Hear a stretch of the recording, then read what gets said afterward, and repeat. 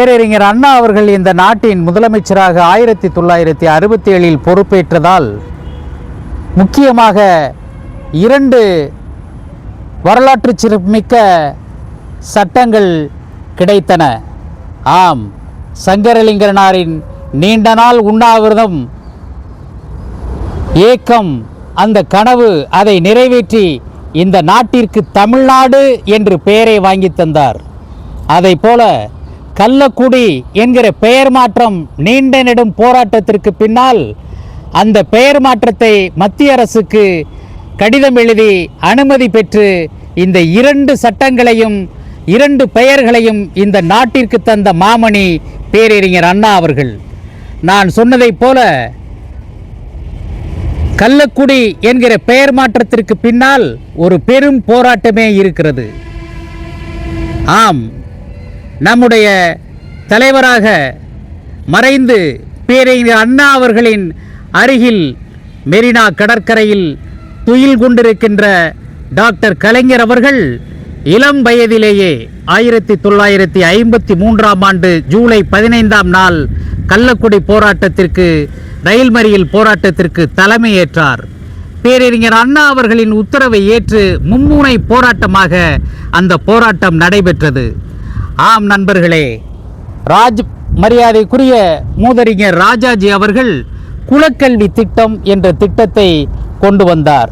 அந்த திட்டம்னா மாணவர்கள் தந்தை செய்கின்ற தொழிலை பாதி நேரம் செய்ய வேண்டும், அதாவது குலத்தொழிலை செய்ய வேண்டும், பாதி நேரம் அந்த வேலையை பார்த்தா போதும்பா என்று அவர் சட்டம் கொண்டு வந்தார். அதை எதிர்த்து மரியாதைக்குரிய நேருஜி அவர்கள் தமிழ்நாட்டின் தலைவர்களை நான்சென்ஸ் என்று சொன்னார். அதை கண்டித்து, அதை போல டால்மியாபுரம் என்கிற வடநாட்டு பெயரை அரியலூர் மாவட்டத்தில் இருக்கின்ற அந்த கள்ளக்குடி என்கிற பெயருக்கு பதிலாக டால்மியாபுரம் என்றிருந்ததை மாற்ற வேண்டும் என்று அதற்காக ஒரு போராட்டம், இந்த மும்முனை போராட்டத்தை பேரறிஞர் அண்ணா அறிவித்தார். கள்ளக்குடி போராட்டத்திற்கு தலநாயகனாக, தலைவராக நம்முடைய முத்தமிழறிஞர் டாக்டர் கலைஞர் அவர்கள் தலைமை பொறுப்பேற்று சென்றார். 5000 பேர் அந்த போராட்டத்தில், ரயில் மறியல் போராட்டத்தில் கலந்து கொண்டார்கள் என்கின்ற வரலாற்றை பார்க்கிற போது மெய்சில் இருக்கின்றது. 1953ஆம் ஆண்டு 5000 பேர் கூடி நின்றார்களா என்பதை பார்க்கிற போது மெய்சில் இருக்கிறது. அந்த இளைஞன் கலைஞர் அந்த போராட்டத்திற்கு தமிழ் கொடியேந்தி கள்ளக்குடி என்கிற பெயரை டால்மியாபுரம் என்கிற எழுத்தை மாற்றி ஒட்டுகிறார். அதற்கு பின்னால் 5 பேராக அணிவகுத்து அவர் சென்று ரயிலை மறிக்கின்றார். போஸ்டரை தான் ஒட்டிட்டீங்களே கள்ளக்குடின்னு, எழுந்திரிச்சு போங்கப்பா என்று காவல்துறையினர் வந்து எச்சரிக்கிறாங்க. முடியாது, மத்திய அரசை சொல்லுங்க, அதுக்கு பிறகு நாங்கள் போகிறோம் என்று கலைஞர் நெஞ்சுரத்தோடு வீரத்தோடு சொல்லுகிறார். அதற்கு பின்னால் போலீஸ் தடியடி நடத்துவோம் என்று வருகிறார்கள். அதற்கும் பயப்படவில்லை, படுத்தே இருக்கின்றார் தண்டவாளத்தில். எங்கள் தலைகள் மீது ரயில்கள் ஏறட்டும் என்று சொல்கிறார். ரயிலை ஓட்டி கூட எச்சரித்து பார்த்தார்கள், பக்கத்தில் வர வைத்து பார்த்தார்கள், அதற்கும் அச்சப்படவில்லை. அப்படியே வீரத்தோடு அந்த 5 பேரும் கலைஞரின் தலைமையிலே படுத்திருந்து அந்த போராட்டத்தை நடத்தினார்கள்.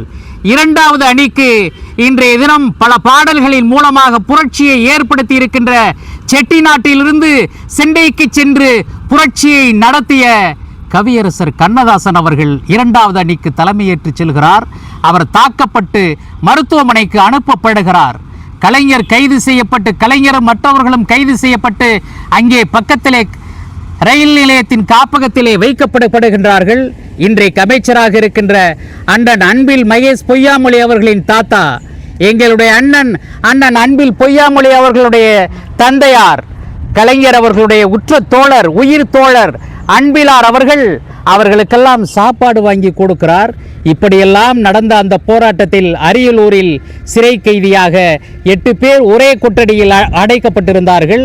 விசாரணை முடிவுற்று 6 மாதம் சிறை தண்டனை திருச்சி சிறையிலே அனுபவித்தவர்தான் கலைஞர் அவர்களும் நம்முடைய தொண்டர்களும் நம்முடைய தியாகிகளும் நம்முடைய லட்சியவாதிகளும் அந்த போராட்டத்திலே அவர்கள் வெற்றிகரமாக நடத்தி சென்னைக்கு திரும்புகிறார்கள்.